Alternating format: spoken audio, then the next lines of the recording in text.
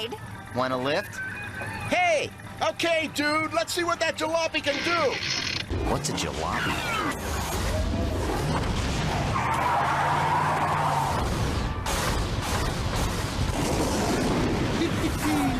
First off the line. Yeah, I'm sure they're feeling pretty silly right now.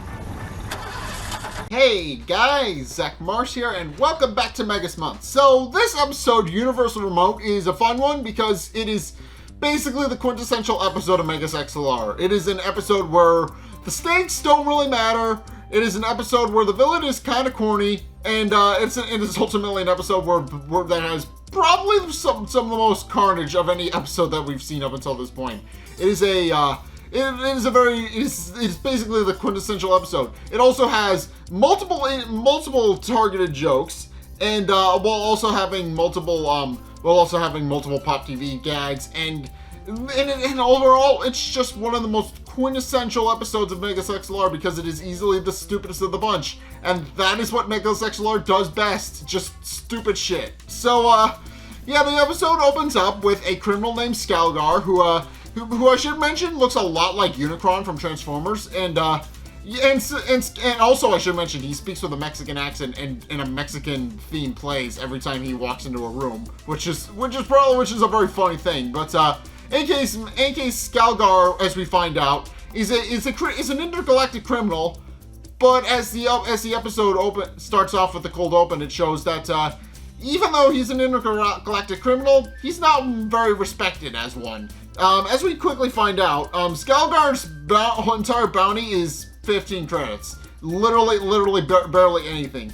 And of course Skalgar sees his wanted poster on the wall of a local tavern and immediately becomes angry at it, pointing out that he, as we find out, he thinks he's worth more than 15 credits, and is obviously very pissed off at the fact that his bounty is that small. And then vows to destroy entire galaxies, cosmos, and star systems just to boost his reputation.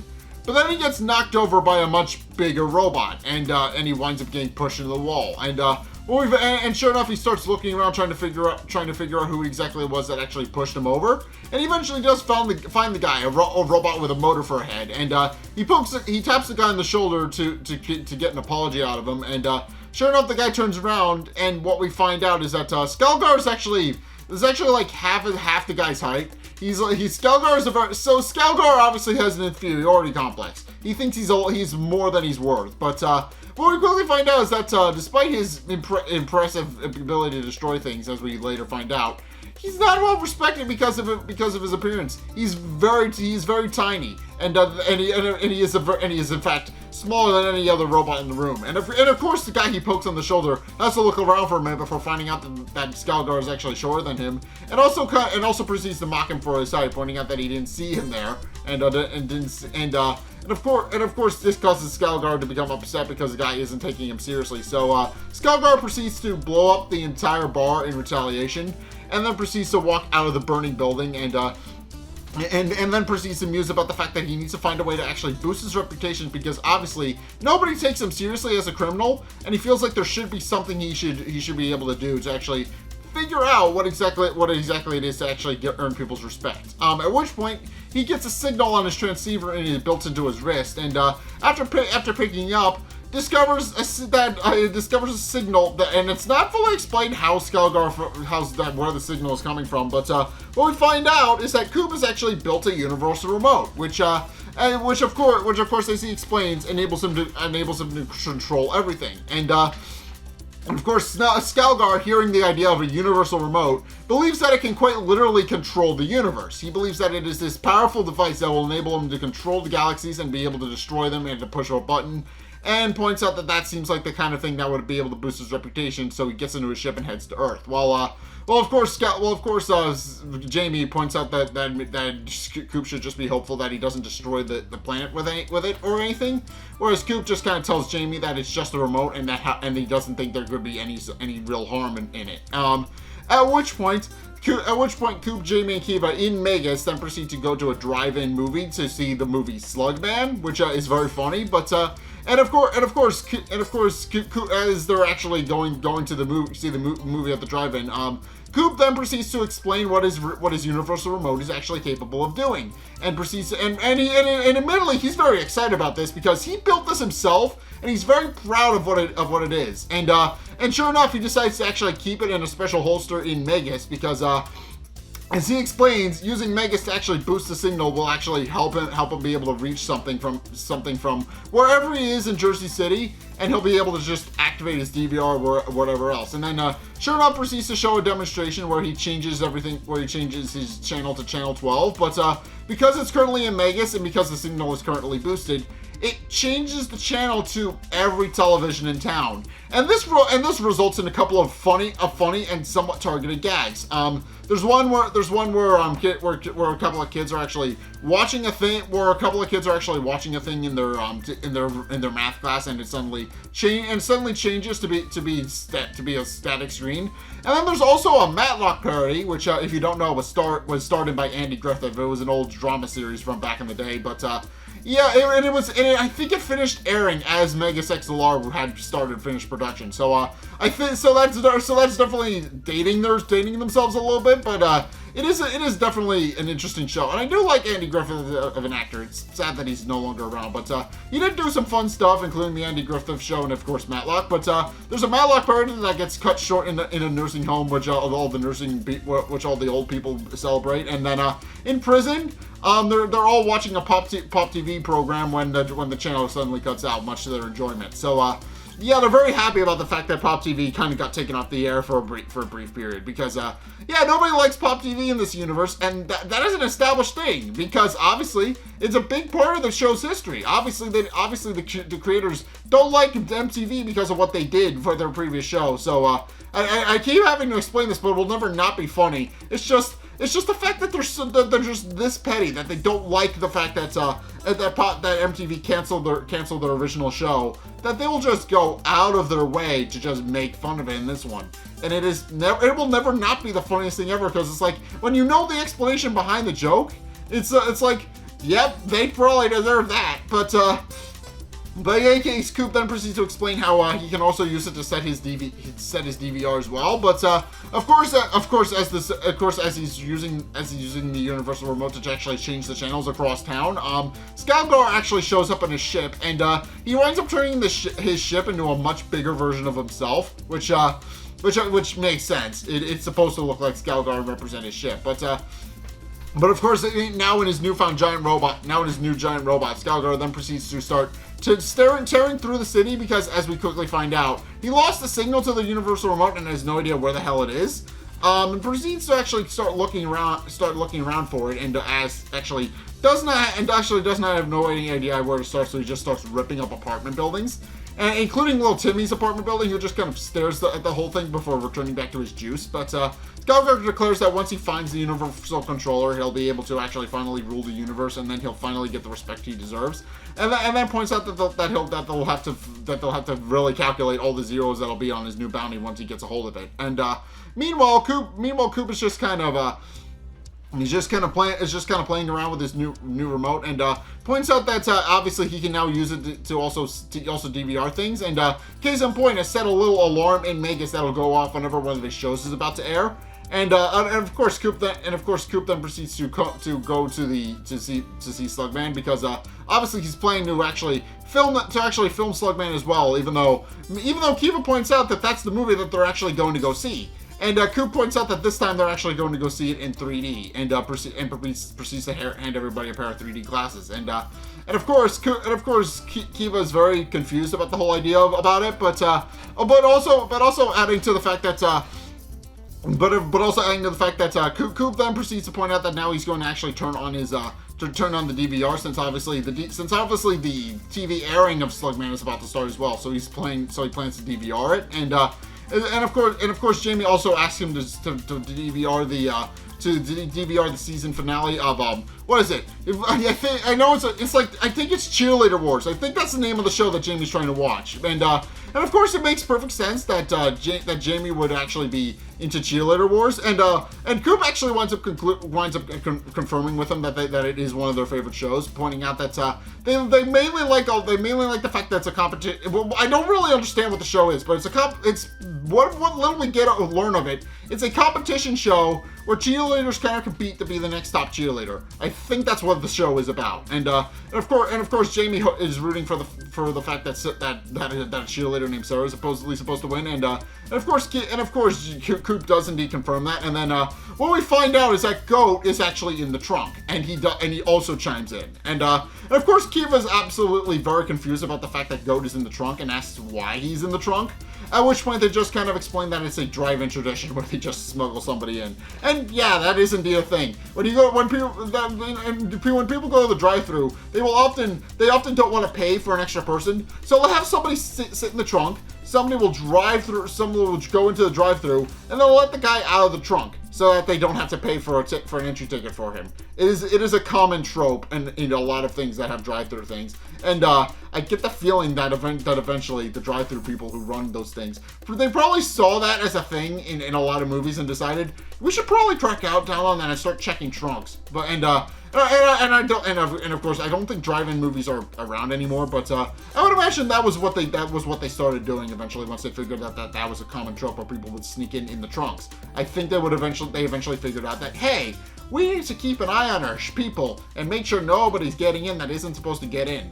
And I think it wound up working. But in case Coop then proceeds to walk into the drive-in and proceeds to sit down and get ready to watch the movie. And as he's doing that, he then proceeds to DVR Slugman. And this causes Skalgar to finally have another signal that he can track the universal remote on, and proceeds to make his way to the drive-in. Meanwhile, Coop, Kiva, and Jamie are all watching the drive-in movie, and of course Kiva doesn't fully understand the purpose of the 3D glasses because she doesn't feel like they're doing anything. They're just making her vision blurry. But of course what we find out is that she doesn't really have to worry about it all that much, because right at that exact moment, Skalgar comes in and winds up destroying the movie screen anyway. So the 3D glasses don't wind up working. And of course Coop is initially very confused about what exactly is going on, and points out that the 3D, he just thinks that for a minute that the 3D is actually just very amazing, and of course proceeds to actually reveal and proceeds to actually explain how the 3D effects look great. But then once it dawns in and realizes that there's an enemy in front of him, he realizes, wait, this isn't a movie. And then of course Skalgar comes in and announces himself and points out that he's there to actually take what's his. And of course Coop is very confused about what is going on and why he's there, but also points out that he just destroyed the last drive-in in all of Jersey City, and with Jamie adding that Coop accidentally destroyed the other 3, which Coop does indeed apologize for. And yeah, there was just something that happened off screen. We don't see this, but Coop winds up destroying everything off screen, which is very funny. That's very in character for him. He'll just destroy something by accident, But of course Skalgar then proceeds to actually get ready to go and fight Megas, and tells him that he will not be deterred the thing he's come to get. And it's at this point where Coop and Jamie finally get a good look at him, and of course what we found out is that even in a giant robot, he is still half the height of Megas. He is still tiny. And of course, Kiva and Jamie Jamie and Coop can't help but laugh, even though Kiva tries to tell them not to, since they don't know what Skalgar is actually capable of. But of course, Jamie points out that it'll probably be fine, and and Coop just adds that he's smaller than the people they normally fight, and Jamie kind of points out that even if they're small, even if he's smaller, then they points out that they'll actually go down a little bit easier, but. Then Skalgar winds up throwing a punch and sends them flying, so Jamie corrects himself. At which point Skalgar proceeds to approach Coop and tells him that he should kneel and tremble before him, pointing out that he's there to steal what's rightfully his, and then proceeds to point out that once he's gotten what he came for, he will now finally be known as the most ruthless villain in the entire galaxy. And of course Coop doesn't fully understand him, but of course Skalgar then proceeds to point out that maybe he's heard of him, and then proceeds to list several of his nicknames, all of which I should mention are some variant on the word destroy. But in any case, he's just Skalgar the Destroyer, Skalgar the Ravager, Skalgar and several other things. And Coop just looks at him with a blank expression, pointing out that he hasn't heard of him at all. But And of course, this causes Skalgar's feelings to be hurt, and he proceeds to actually declare that he's going to get into a fight, and proceeds to take what's his if nobody's going to respect him, and proceeds to actually get into a fight with Megas. But what we quickly find out is that no, Skalgar's weapons aren't really any match for Megas's. Case in point, the two weapons that Skalgar uses are his missile launchers and his flamethrower. And what we quickly find out is that not only do they have no real effect on Megas, but Megas's equivalent of the same weapon are just bigger and stronger, and they're more than able to knock Skalgar around a little bit. And of course, Skalgar at one point declares that he's not going to be taken down by an amateur, but in actuality, Coop is just a lot more powerful than Skalgar, even though he just knocks Coop down once. And sure enough, the flamethrower actually winds up knocking Skalgar into what explains his completely placed oil factory, which just blows up and seemingly takes Skalgar with it until Skalgar picks himself up, is completely fine, and declares that he will get what's his.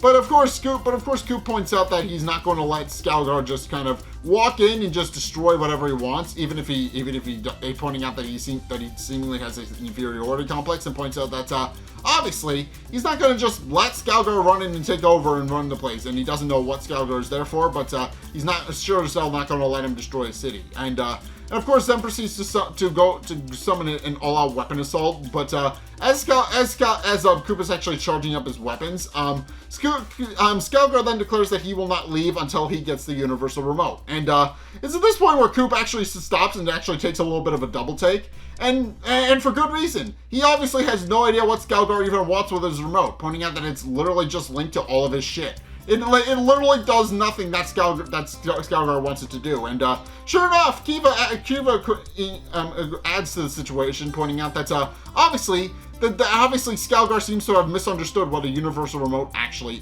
does. He doesn't, and yeah, we know what a universal remote does. It's a remote that is programmed to control all of your stuff. It is programmed to access your DVR, your TV, your Wii, I think, if you have one, and all the other things that you have lying around. That's what it's designed for. It's designed to interface with all of your technology. And of course, Coop quickly points out that obviously Skalgar seems to have misunderstood what the universal remote actually does, and proceeds to try and give him a demonstration, pointing out that it obviously isn't what Skalgar thinks it is. But as Coop is trying to use the voice activation feature on his remote, Skalgar uses a teleporter to actually snatch the remote out of Coop's hands and teleports it into his own. And with the universal remote now in Skalgar's mech instead of Coop's, he now declares that he now has exactly what he came for, and now he's going to finally be revered across the galaxy as the most powerful villain in existence. But then Coop just kind of goes ballistic over the fact that Skalgar took his remote and proceeds to put him into a headlock. And sure enough starts beating up Skalgar's robot, telling him to give his remote back. But while Skalgar tries to actually figure out how to use the universal remote to destroy Megas, and obviously that doesn't work. But what it does do is set up a series of gags from earlier, where all of the previous channels that I mentioned, they come back. Obviously the math program that the kids were watching in school, that comes back, and much to their chagrin. All of the nursing home is subjected to a bad Matlock parody, and obviously Pop TV comes back inside the prison, and the prisoners throw a riot to destroy the TV. So we get a Pop TV gag not once but twice in this episode, which is hilarious. But of course Skalgar is still trying to fumble around with the remote, at which point Coop finally gets sick of him trying to take his stuff, and proceeds to actually not only not knock him away, but then proceeds to summon what we find out is a mayor blaster, which of course Kiva points out Coop isn't allowed to use, and it just resembles a giant satellite around Megas' fist, and Coop then proceeds to blast a very disc-like weapon at Skalgar, and what we find out is that there was a very good reason that Megas shouldn't have blasted that, because what we find out is that it just makes Skalgar invincible, and sure enough, Kiva points out that obviously Coop just blasted with a bunch of Mayor protons, which just enabled Skalgar to have an invincibility shield, and of course Skalgar has no idea what's happening at first, but Coop, not fully understanding either, then proceeds to fire another weapon at Skalgar, and fires a large energy blast from Megas' chest, which winds up hitting Skalgar but because he now has an energy shield around him, it causes just a huge explosion that just goes everywhere. And I should mention this: the attack can be seen from space. It is a very powerful, very dangerous attack, and it can be seen in the explosive side effects of that can be seen from space. They make a very big point of that by showing in the episode. And of course, Coop quickly realizes that this is a problem, and he even points out that now he's invincible and that they're never going to be able to penetrate his shield with his weapons. But Coop obviously doesn't listen, because obviously he's one of those guys who's like, I am going to go against the odds no matter how hard I have to fight. And sure enough, he proceeds to do exactly that, pointing out that even if Skalgar is indeed invincible, he's not going to back down. And then proceeds to actually summon another giant arsenal of weapons. Even though Kiva points out that his arsenal of weapons isn't going to do anything, and Jamie just tells Kiva not to bother, since obviously Coop isn't going to listen to her anyway. And of course, Coop then proceeds to fire a large arsenal of weapons, which of course, Skalgar then proceeds to redirect back at Megas, and causes yet again another explosion that can be seen from space. At which point, Coop finally picks himself back up and finally gets sick of fighting Skalgar at this point. Because obviously Skalgar is very much lauding his newfound superiority over Megas and over the rest of the galaxy, and declares that now he has the ultimate weapon, and now he is never going to be destroyed. And of course Jamie then proceeds to point out that this is kind of a shitty weapon if it makes the enemy stronger, and wonders what kind of idiot would design that. And then we find out that Coop was the one who modified it to actually be a weapon. So he takes full responsibility for that, and he had no idea that this was going to happen. But he also does mention that it is actually a pretty cool idea, and does point out that they should, and with Jamie adding rather sarcastically that maybe they should try it for themselves next time. At which point Skalgar then proceeds to point out that now that he feels that he's invincible and is now unable to be injured, he is now going to finally be able to get the recognition he deserves, and that they're no longer going to be able to calculate all of the zeros that's going to be on his newfound bounty. At which point, Coop finally gets sick of Skalgar and proceeds to go into signature trash talk about how he destroyed the drive-in, stole his universal remote, and is making him miss all of his favorite programs because he can no longer DVR stuff. And of course, Jamie then proceeds to add some of his own to it about how they're currently missing cheerleader wars. It's at this point where Coop points out that if he can't hurt Skalgar from the outside, they'll just break his insides to Megas. And of course, Jamie has no idea what he's actually talking about. At which point, Coop then proceeds to summon the teleportation array, which apparently he fixed at some point. He apparently figured out how to fix that. But in any case, he activates Megas' teleportation array, which teleports. What we find out is Skalgar's stabilizer. And of course, what we find out is that that teleporting it out of the robot actually destabilized it. And Coop admits that he didn't even plan for that. He just kind of stole it on the hopes that he would get his remote back. He didn't fully understand what it was, but in the process, he winds up blowing it up, which once again causes another explosion from space, seen from space. And of course, this kind of disorients Coop and his team a little bit, turning out that he winds up almost blowing himself up. But he does wind up causing massive damage to Jersey City, and also the greater New Jersey area in the process, because it's implied that the entire state got blown up and not just the Jersey City. And of course, we do see a little sign that says "Welcome to New Jersey," which does kind of support my claim a little bit, but in any case, Skalgar picks himself back up from the explosion, and what we find out is that apparently Coop actually wound up winning here. As Kiva proceeds to explain, he wound up removing the stabilizer from Skalgar's robot. Actually wound up reversing the polarity of the photon shield, and of course, Jamie, quickly realizing what that means, then proceeds to goad Skalgar into attacking them. Which, and of course, Skalgar immediately does this and summons his entire arsenal of weapons to finish off Coop once and for all. But Coop begins to panic, but Kiva proceeds to explain that it's fine, because now that the polarity's been reversed, nothing is going to be able to get out of the shield, instead of the other way around, where nothing could get in the shield. And sure enough, Coop, Jamie, and Kiva just watch a little bit too smugly as Skalgar blows himself up with his own weaponry. And that's kind of how the episode ends, with Skalgar just kind of blows himself up, and of course, Jamie does point out that they did try to warn him, but of course, Kiva then proceeds to point out the very obvious that Coop just destroyed all of Jersey City and possibly further because of a remote. And Coop does point out, and does kind of point out that it is a little bit silly, but also points out that it probably worked out for the best, pointing out that obviously he doesn't think he put a tape in the DVR anyway, so the remote probably wasn't doing anything. So yeah, Coop just points out that probably was for the best that the remote got destroyed, because it didn't really do anything to begin with. At which point we find out that Coop is still very much in the trunk. And then the ending sequence shows him trying to get out, much with no avail. So, yeah, again, this is what I mentioned about this being the quintessential episode. So basically, we have a villain who's stupid, and he doesn't fully understand that what he's trying to steal isn't really all that worth it. And of course, this episode just boils down to Coop and the villain and Skalgar trying to fight over a remote that ultimately is not worth fighting over. And even at one point in the episode, just like Kiva was just like, just give him the goddamn remote. It's literally not worth it. It literally does nothing that he thinks it's going to do. And of course, in the process, they just kind of wind up blowing up Jersey City and beyond, which is kind of